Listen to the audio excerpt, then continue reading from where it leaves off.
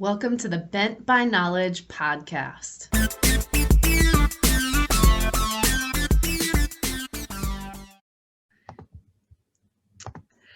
Welcome, guys, back here with a really fun podcast today. One of my favorite topics, which is pregnancy and nutrition. Most of you guys know that I do research in pregnancy, and I specifically look at exercise, but in our world, you can never look at exercise independent of nutrition, and in some cases, nutrition independent of exercise. And so I have a great leader in nutrition on with us today. This is Audrey, and she works as a dietitian where I work, and I'll let her introduce herself. But Audrey, I would love for you to introduce why you're the person to talk to about this topic and maybe what you're doing right now to advance your career in nutrition. Okay, yeah, definitely. Well, my name's Audrey, like Brittany was saying, and I'm a registered dietitian. I'm also a licensed dietitian, and I have a master's degree in the field of nutrition. So I'm definitely an expert on this content area, and I think that's one reason why, you would pick me for this podcast, I guess. But I have been working in clinical research for the past 3 years, but I started off in like a clinical hospital setting. So I definitely have experience doing that type of work too as a dietitian. But right now, with my work with you, we definitely do a lot of stuff that focuses on like nutrition and pregnancy. And so that's another reason why I think I'm a good person to talk to about this stuff, because my research does focus so much on that. And I've learned just so much, over the past 3 years in working with this population and designing studies for them.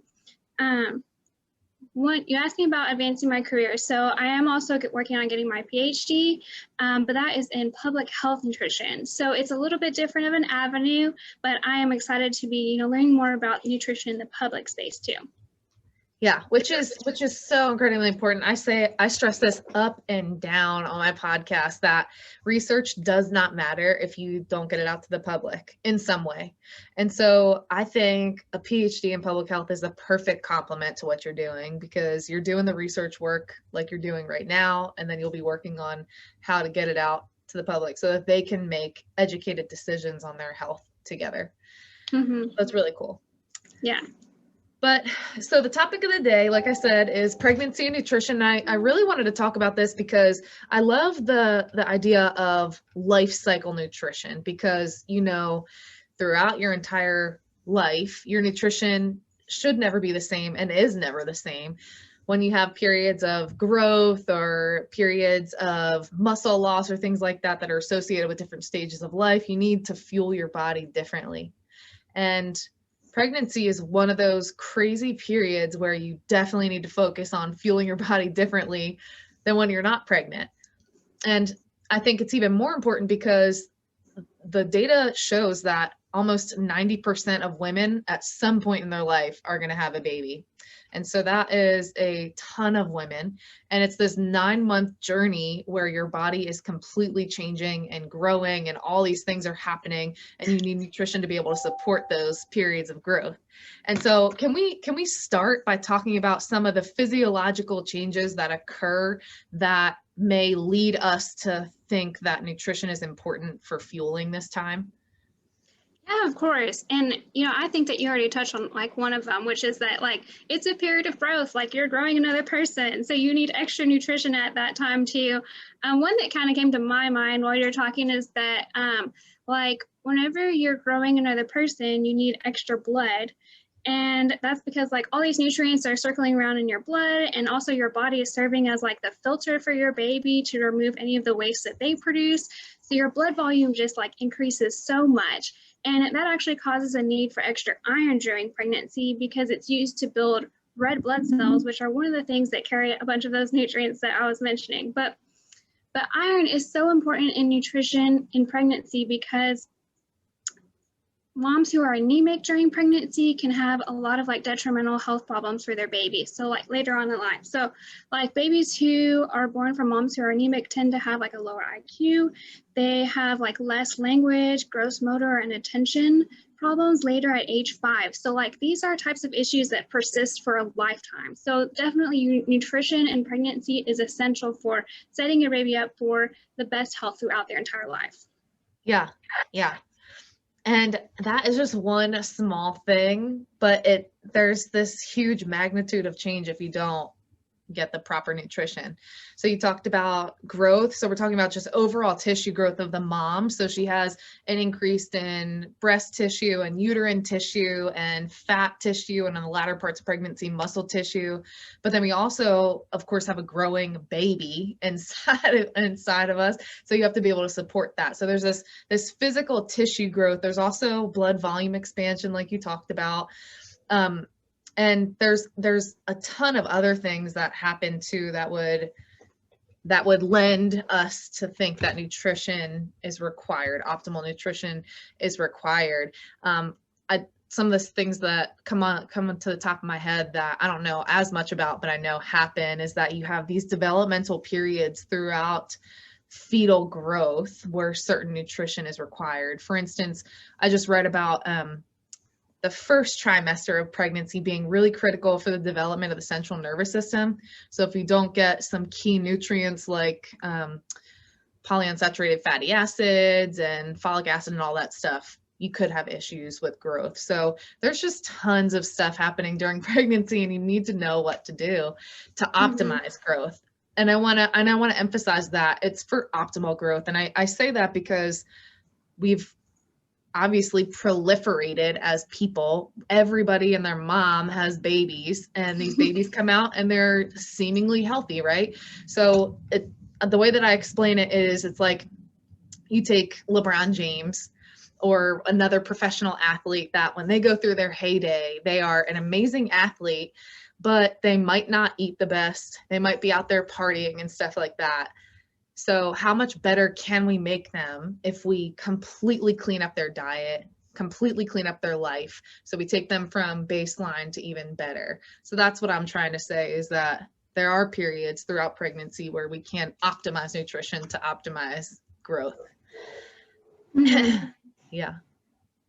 And so to piggyback off of that mom-baby relationship, there's this thing called the developmental origins of health and disease.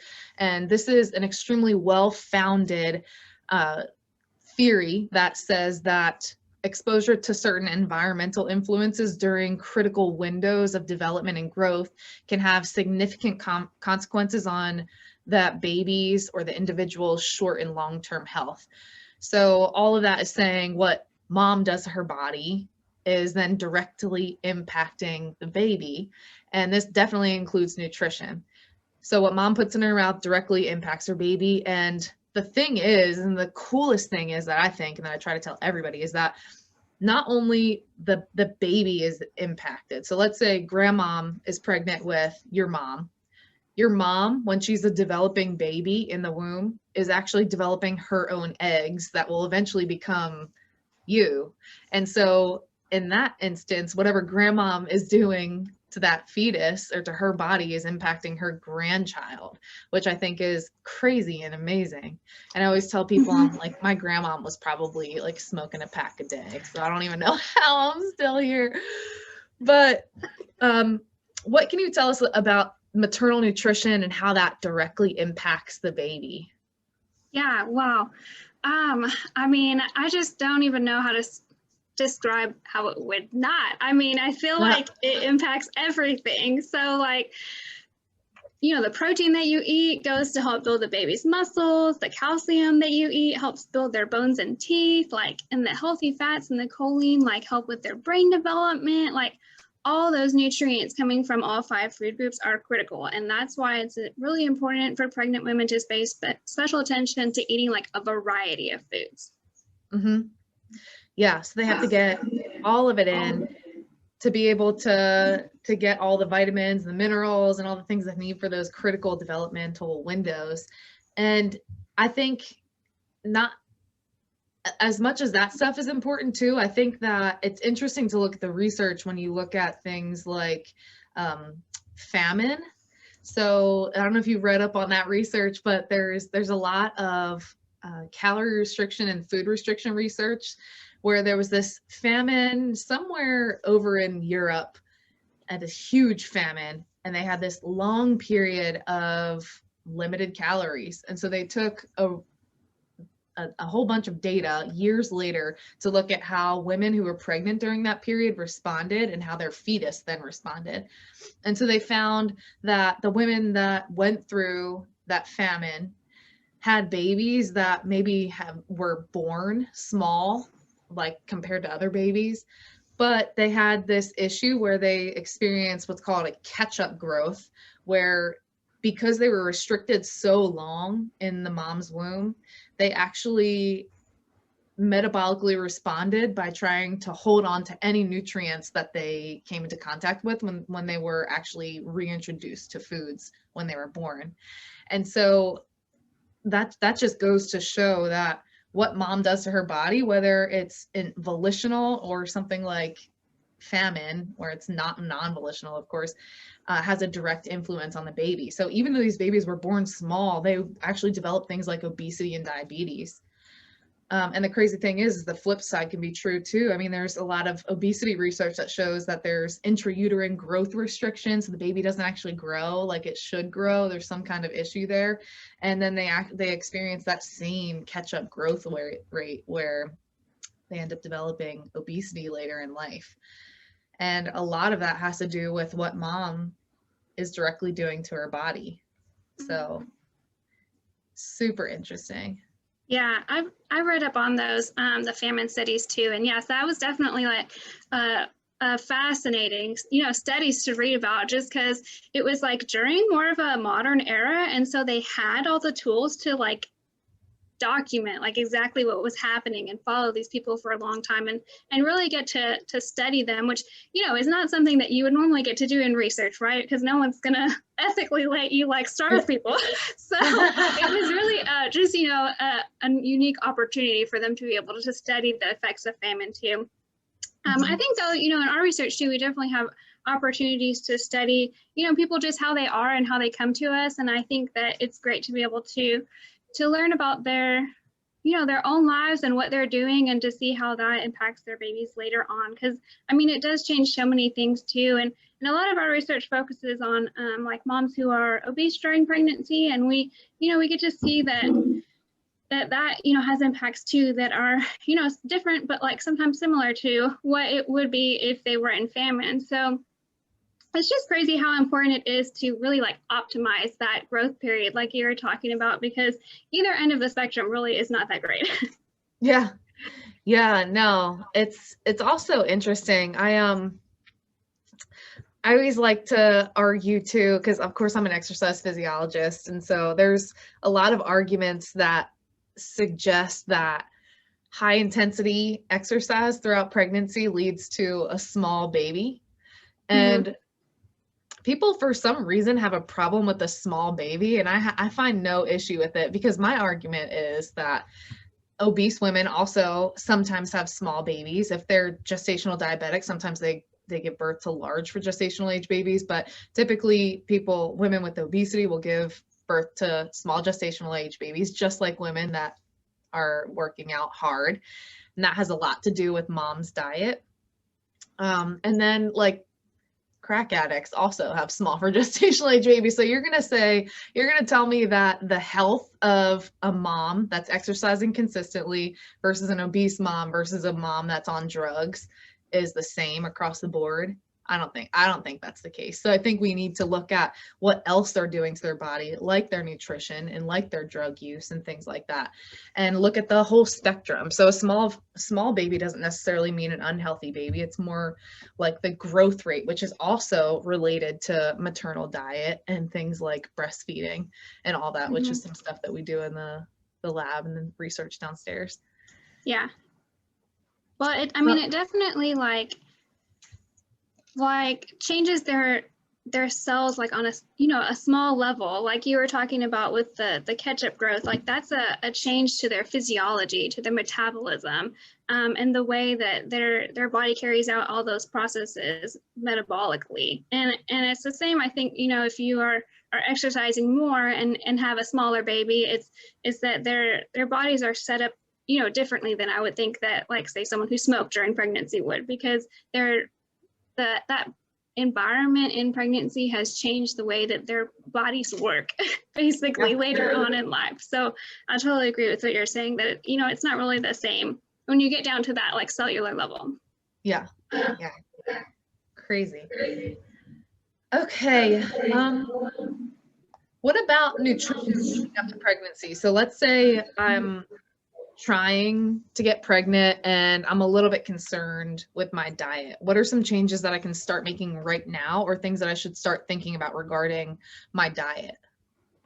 Yeah. Okay. So there was actually like a study done in 2007 by a team of Harvard researchers, and they called it the fertility study diet. And so I kind of wanted to like touch on that a little bit because I thought it was really interesting as I was trying to get ready for this podcast.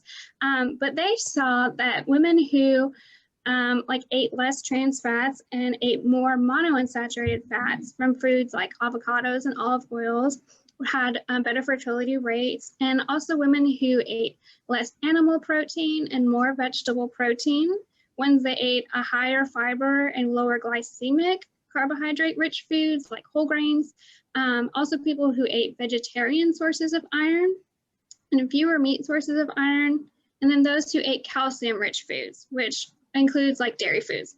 So that's like a lot of terms though. So I kind of wanted to be like, okay, well, what does that mean? You know, let's take it from the research back down to the real people talk. But so to translate that really like into normal words, it basically means like people who eat fruit like every day are having better fertility rates. So one thing that you can do to make that really easy and quick in your life is to put a bowl of fruit on your table.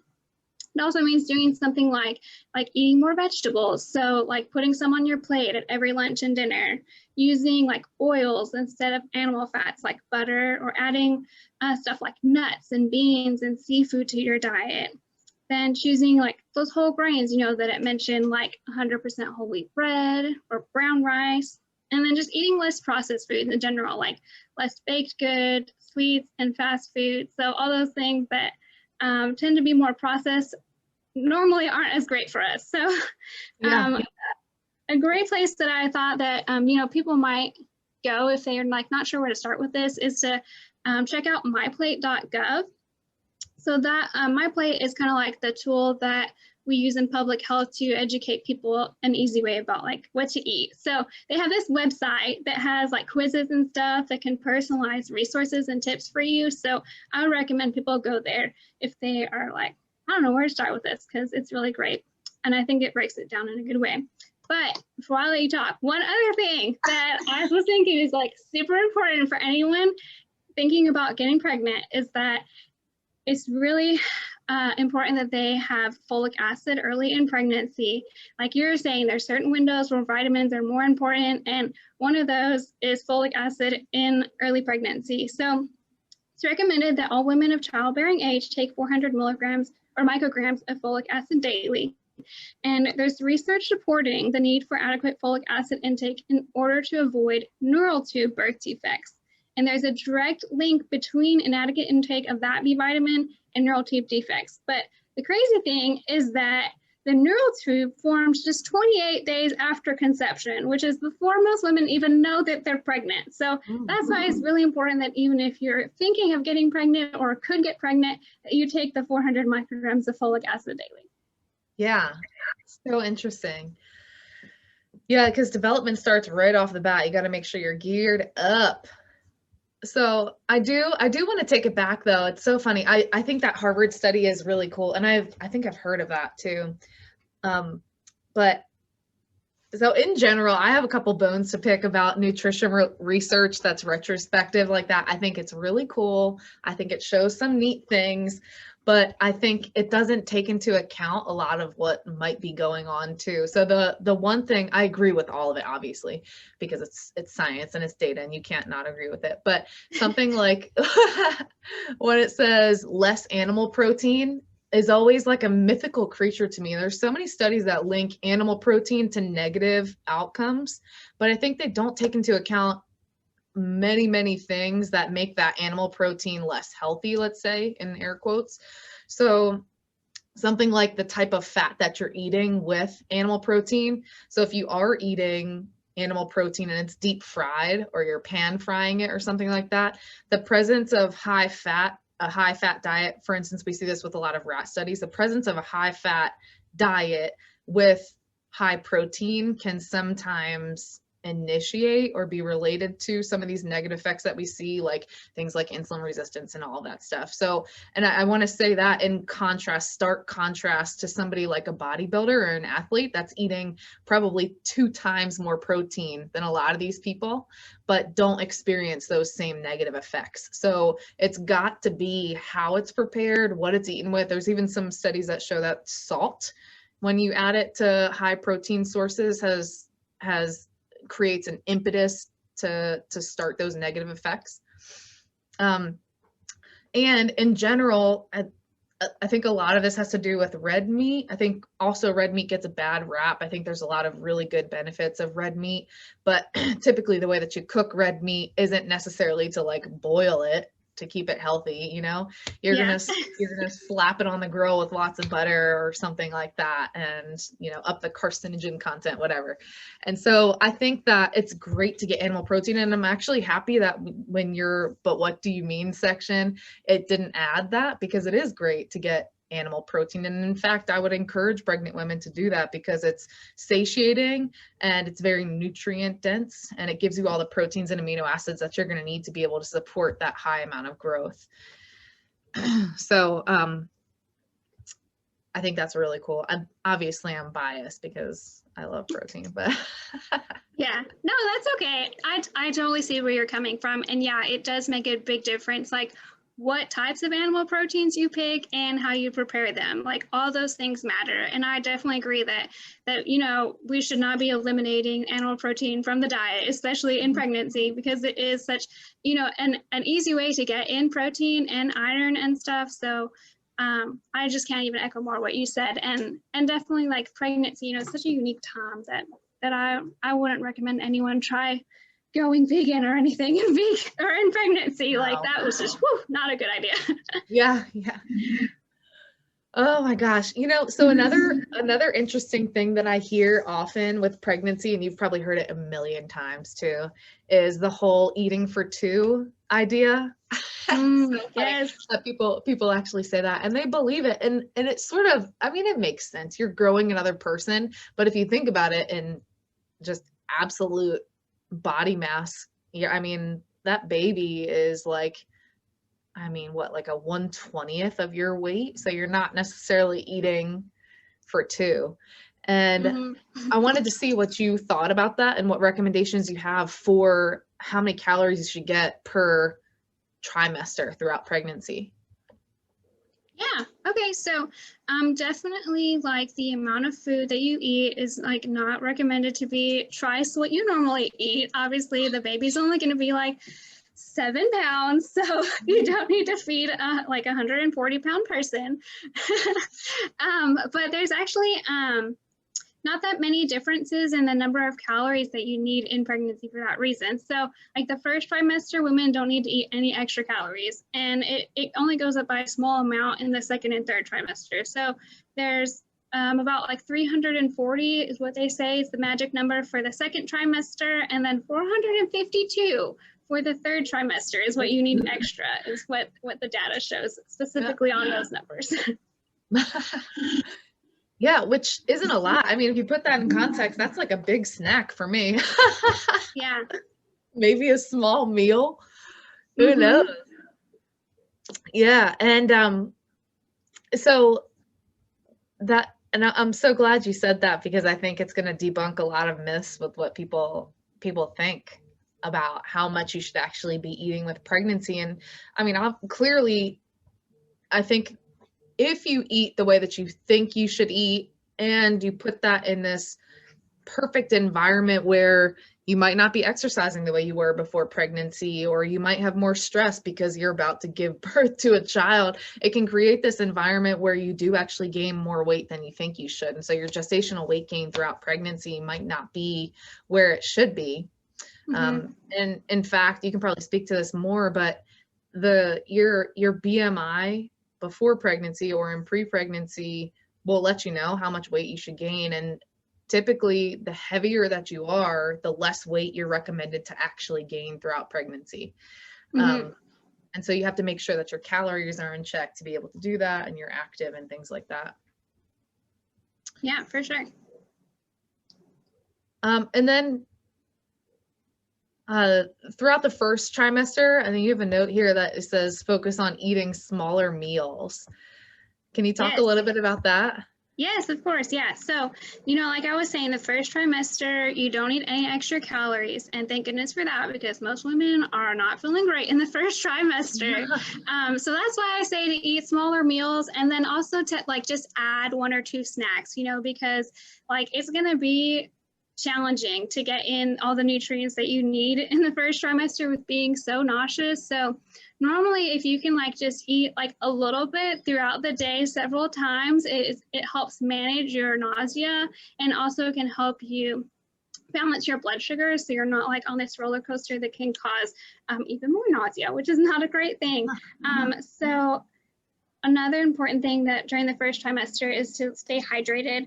Obviously, if you are throwing up a lot, you're going to need to drink that extra fluid that you got rid of. So definitely try and drink, and eat throughout the day to help you feel better. So I just try and snack well, during the first trimester is what I generally recommend people do, because it is just so challenging. So something that you might snack on is a small handful of nuts. You can eat a whole grain cracker with peanut butter, try fresh fruit or avocado toast. I just had avocado toast this morning. It was delicious. I burnt my toast a little bit though, so I had to scrape off some of the burnt parts. But anyway, avocado toast is great for you. But nobody's perfect every day. It's not gonna be this ideal diet every day, especially in the first trimester when you're just sometimes don't even feel like eating. So I try to just, take the pressure off yourself and just try and relax a little bit about it, and eat what you can, and try and make good choices as you can. And that's okay. I think that's all right, that you don't eat perfect every day. So I try and tell people just to not stress so much about it, because that's not great for the baby. And if you really are worried about it, you can take a prenatal vitamin, and I feel like that just kind of covers you for those days when you can't eat anything because you're just so nauseous. So that's kind of what I say about the first trimester. That is some good stuff too.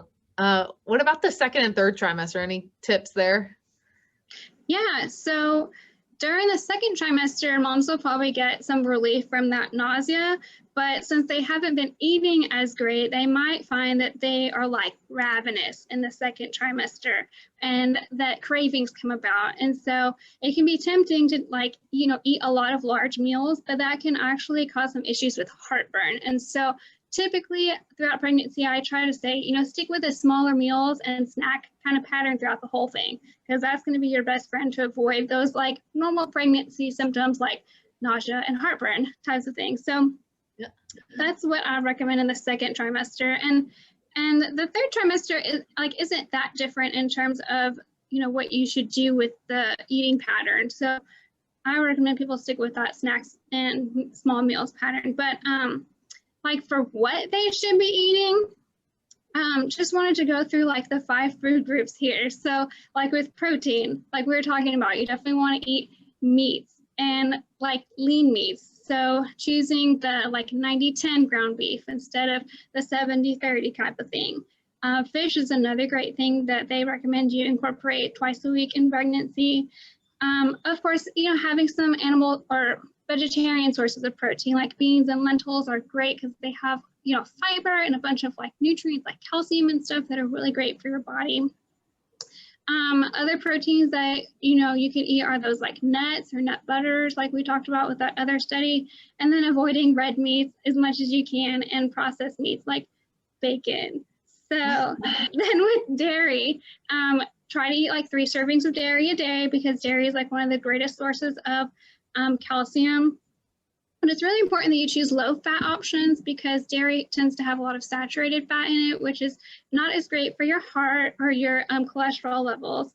And I also really encourage women to try and eat 3 servings of dairy, because your body will actually pull calcium from your bones to supply the nutrients that the baby needs, and that can cause problems with your bones later on in life. And so that's why it's really important that you are eating enough calcium.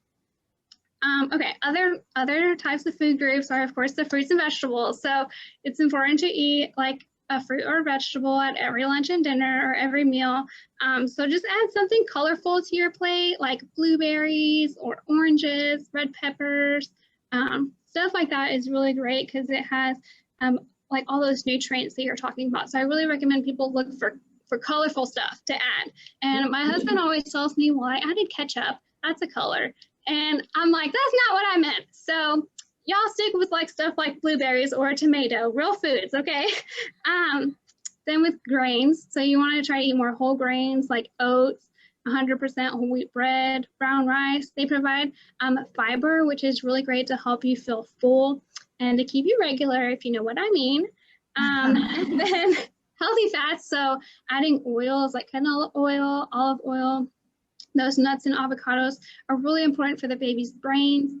And then also just to like try and make water your beverage of choice. So, you know, drink it with meals and carry a water bottle everywhere, just because it's so important that you have enough water, you know, to help your body make that extra blood that it needs, and like to keep your body filtering all those the nutrients and the waste products that your bodies naturally make, and to help with the babies too.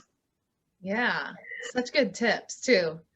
Yeah. And speaking of what you should eat, I know that there also a lot of people say like, I'm pregnant, I'm not supposed to eat this, or I'm not supposed to eat that. Is there actually a couple food items that people should be conscious about not eating during pregnancy?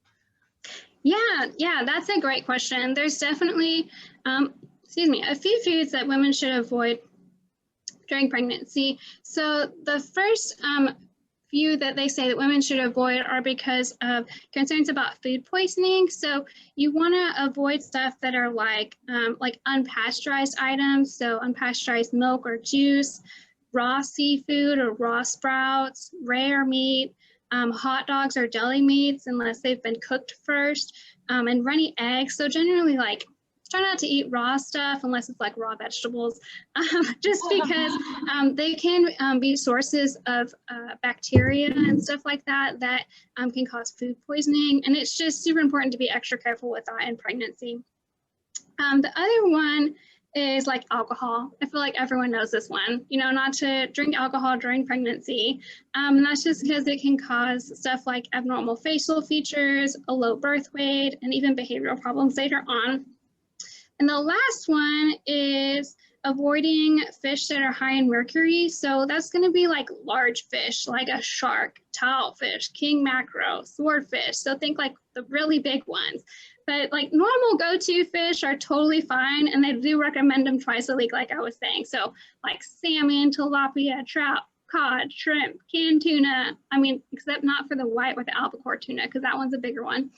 But yeah, all the normal ones are totally good for you. Oh, goodness. Yeah. So, well, that's not too bad. I mean, I feel like I'd be able to avoid a lot of that, although I do love a good medium rare steak. So that might be a problem. I know. I'm a big fan of like medium eggs, so I'll be like, gotta cook them through. Bummer. And so we already talked about all the calories and really what your plate should look like with my plate. And I do want to ask you to see if you could go through my plate a little bit more and literally, like, if I'm looking at my plate, what it should look like with all the food groups on it. Yeah. So my plate, you know, is a tool that shows you how your plate should look, like you're talking about. And it's basically like you want to make half your plates fruits and veggies, a quarter of it lean proteins, and then another quarter of it grains, so especially whole grains. And then there's also like a cup out to the side that has your dairy in it.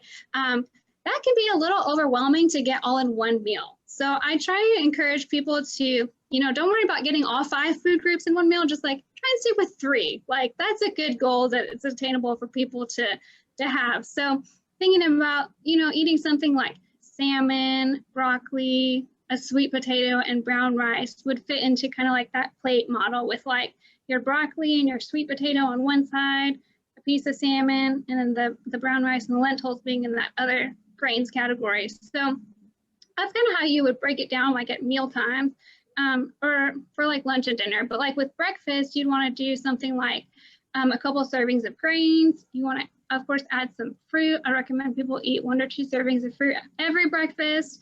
And then trying to get in calcium-rich foods is another great time to do that. So something like a whole wheat bagel with some cream cheese and then a couple of blueberries would be a great way to get, 3 servings of your food groups in while still eating something that's going to be really nourishing for your body.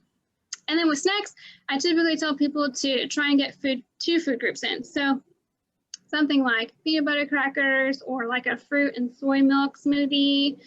You can even do like boiled eggs and some cheese sticks. Just getting 2 food groups in, and especially making sure that one of them is a protein source, because that can help you feel full and balance your blood sugars throughout the day. Mm-hmm. Good advice, for sure. Now I want some snacks. That's time. It is. Now, weight loss is pretty critical after pregnancy, especially because most women do gain weight that's not just baby weight.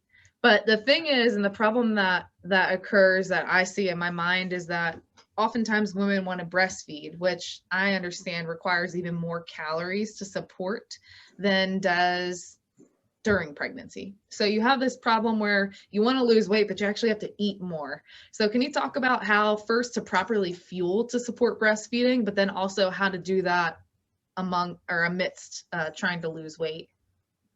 Yes, of course. Yeah, that is definitely kind of like the conundrum with breastfeeding and weight loss. So breastfeeding does, require extra nutrition. So making like healthy choices after the baby's born when you're breastfeeding is nearly as important as during pregnancy. So women who are exclusively breastfeeding need about 450 to 500 calories in order to produce enough milk from birth to 6 months. So some of those calories are provided by weight gain during pregnancy, and then some of them they should eat additionally. So you want to eat around like 300 to 400 extra calories after the baby's born in order to support an adequate breast milk supply. But some of those calories come from the weight gain. So that's where the weight loss comes in, is kind of like splitting the difference between your calorie needs with what you're eating and what your body can give up as your weight loss. So that, is challenging, right?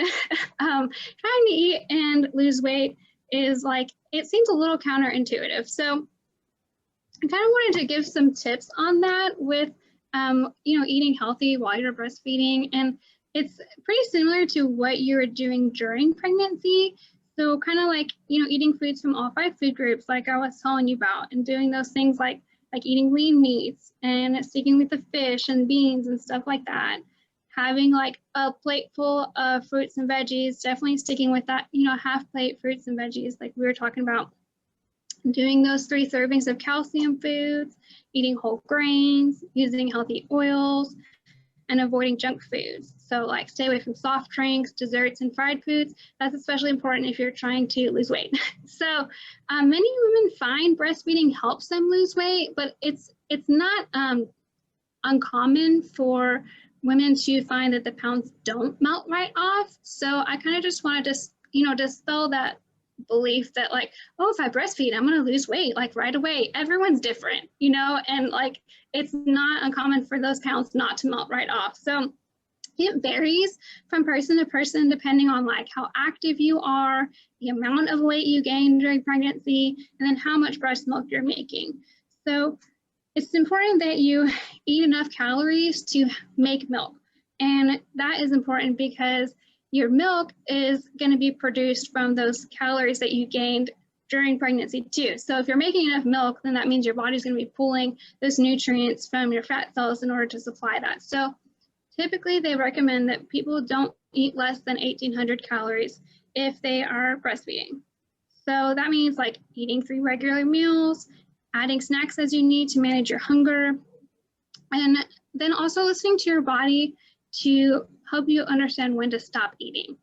So it can take like 20 minutes to realize that you're full. And so I always try to help people understand that like it's okay to take a break, between like going to get extra servings and trying to do something else to distract yourself. Because if like the food's out, you know, it's really easy to go over there and get a second helping, but you might actually not need it. It might have just like your body didn't even realize that it's full yet. So try and do something to like distract yourself and give yourself that time to realize that you're full. Another important thing to consider if you're trying to lose weight and breastfeed is the amount of water that you drink. So milk has a lot of water in it. And so in order to make your breast milk, you need extra fluids. And it's easy to mistake thirst for hunger. So I really encourage women to reach for water often and reach for water before you reach for extra snacks. So try and drink every time you breastfeed to stay adequately hydrated. Just have a cup beside you or carry a water bottle throughout the day. Make sure you're drinking plenty of fluids. And that's just important because of the breast milk production, and then, you know, to eat healthy, to give them, like the baby, all the nutrients that it needs. But, you know, that's not the whole story, like with weight loss. And I think some people like think they're like, oh, eating good, exercising, and like, that's it.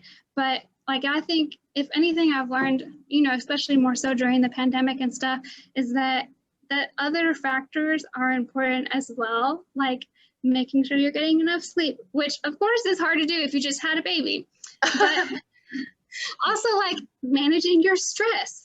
Wow, my stress levels have been off the charts since the pandemic started. And those things can really sabotage weight loss efforts. All those things matter.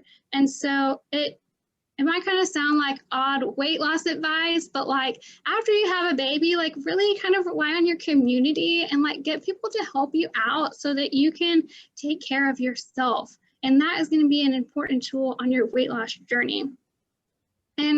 And if you do get someone to help you, like try and do something to take care of yourself. And that, you know, that might be taking a walk, but that might also be like taking a nap or just chatting with a friend. Like your body has other needs, you know, besides just like eating right and exercising. So doing those other things to help you manage like your stress levels, make sure you're getting enough sleep is really important, because you might find yourself reaching for like unhealthy junk foods if those needs aren't met. So really like thinking of yourself as a whole person and asking yourself like, what do I need right now? And really considering that, you know, it might not be broccoli or to run, like it might be a nap, you know, or just chatting with an adult after you had a baby. Like that's okay. And it's important to recognize those are important things too, especially if you're trying to lose weight. Yeah. I think that's such great advice, because I love the idea of holistic health, and you can never just compartmentalize one aspect of health and the other ones, you know, so you have to, it has to be all integrated. So I think that's great advice. And also, and now I want to take a nap. So you might need a nap. Yeah, probably. All right. So today, if someone that is pregnant, or if one of the listeners is pregnant, let's say, or they know somebody that's pregnant or about to get pregnant, what can they do today to improve their health through their diet? Oh, okay. Yeah. So there's, I mean, a lot of things that they could do today, a lot of tips that I feel like we've kind of touched on a lot throughout this podcast. But like one thing that comes to mind is there's this new campaign called Have a Plant. And it used to be called 5 a Day with the fruits and vegetables, but they changed it to Have a Plant, because plant-based foods are where we get a lot of those like nutrients from, and not just like vitamins and minerals, but they have these things called phytonutrients that play a role in preventing chronic diseases. So that's why they kind of changed to Have a Plant. But plant-based foods, you know, include like whole grains, beans, nuts, seeds, and of course, fruits and vegetables like we talked about. But those are kind of like all the things we talked about throughout the podcast. So I feel like I might be repeating myself a little bit here, but I'm going to try and give you some practical tips to like what you could do right now. So whenever I make my grocery list, sometimes I find I haven't put very many fruits and vegetables in it.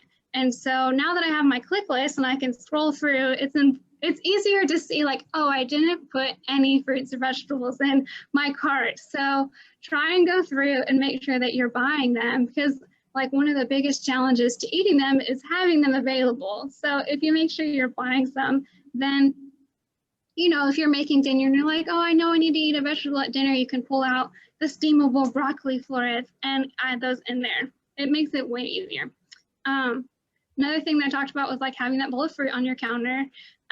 Definitely, like, you know how if you see a bowl of candy out and you just walk by and then you find yourself, you're like, I've been to the candy bowl 5 times today.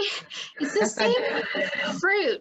Yeah, it's the same with fruit. So like if your fruit is out and you can see it, then you're more likely to eat it. So kind of like use that to your advantage.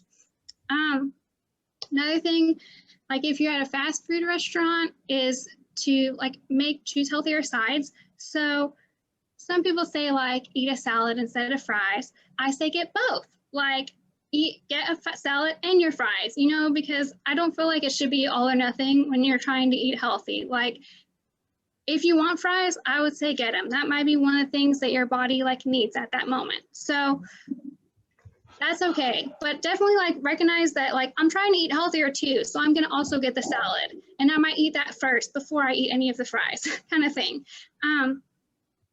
So if you use that technique to eat like your vegetables first whenever you serve them to yourself, that'll help your body get fuller faster to where you don't actually need as much of the unhealthy stuff. So you might find that you get full and you only need like a handful of fries instead of like the large order that you got. So I really encourage people to try and stay in tune with their bodies when they're eating and checking in with their fullness levels and also how much they're enjoying that, you know, food that maybe not be as healthy for them. Like, you know, when you start eating like a cake or a fry or something, like it's just so good the first bite, you know, and somewhere along the way as you eat more of it, it's not as great, but like you kind of still want to finish it just because you're like, oh well, I got it, you know, and I have the whole thing, so I may as well eat all of it. Like you don't have to, you know, you could eat it until you feel satisfied and then put the rest away. And I think that is a good strategy to have and to be more mindful about what you're eating and still get to enjoy the stuff, you know, that you want to eat, because it is totally not sustainable to say, oh, I'm never going to eat fries. I'm never going to eat cake. Like that's not real. Yeah. You're going to eat it. So have a plan for when you do eat it. Okay, a couple more here. So you want to eat a piece of fruit every morning. I always encourage people to make that like a regular habit. Is just have a piece of fruit in your breakfast, because you might find that if you eat fruit, then you're going to be more full and you won't have as much room for like other stuff that might not be as great for you. Then I always try to encourage people to sneak in veggies wherever they can. So try and like stuff your casseroles with veggies, add them to pasta dishes. You can make an omelet, you know, in the morning with eggs and put extra veggies in there. With like sandwiches and wraps, it's good to put like lettuce, tomato, pesto, avocado, hummus, like really jazz it up with all those vegetables to get those extra flavors and textures that are so good for you. And then one other thing that I've been trying to encourage my husband to do lately is to have a fruit smoothie after dinner instead of like ice cream, because he's real big on the ice cream. But, you know, fruit smoothie is like really sweet too.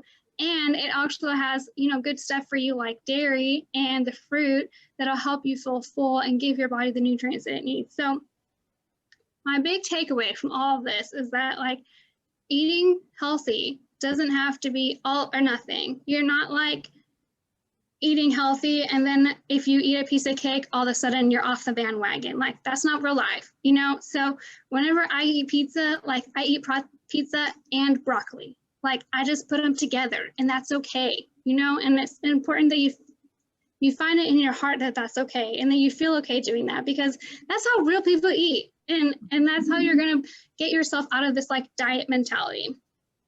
So adding a plant wherever you can is a simple way to crowd out some of the bad foods that you might have felt bad about eating. But like, if you just like add some of the good foods in wherever you can, then that's okay. Like that's a balanced eating plan. And that's what I really encourage people to try and strive for is having more balance and more variety and less focusing on classifying things as like good or bad, you know, like it's all food that we enjoy. And I think if you take that approach, you're much more likely to be successful with your health and your goals and nutrition. Yeah. Yeah, I think that's a great point. I like to drive that one home too because um, a calorie supports life. So in that sense, a calorie from a Little Debbie snack and a calorie from fruit is technically healthy because if you have good life, you're healthy. But we like to talk about nutritious versus not as nutritious compared to healthy versus unhealthy. And I mean, you can convict yourself so hard by saying I ate this bad food, so I'm a bad person, and I think that's so wrong. So I think what you're saying is so much more applicable, and it allows us to enjoy life more. And I think that's great, especially when you're pregnant. Like if you want a pickle, go get a pickle. If you want Yes. ice cream with your pickle, definitely have ice cream with your pickle, but try not to have 3 cups. So Yes. I think that's all really great advice, and I'm so excited to have had you on and have you share your Yes. wealth of knowledge with pregnancy. And yeah, thank you so much for being here. Yeah, thank you for having me. It's been so fun. I've really enjoyed this. Great, glad to hear it.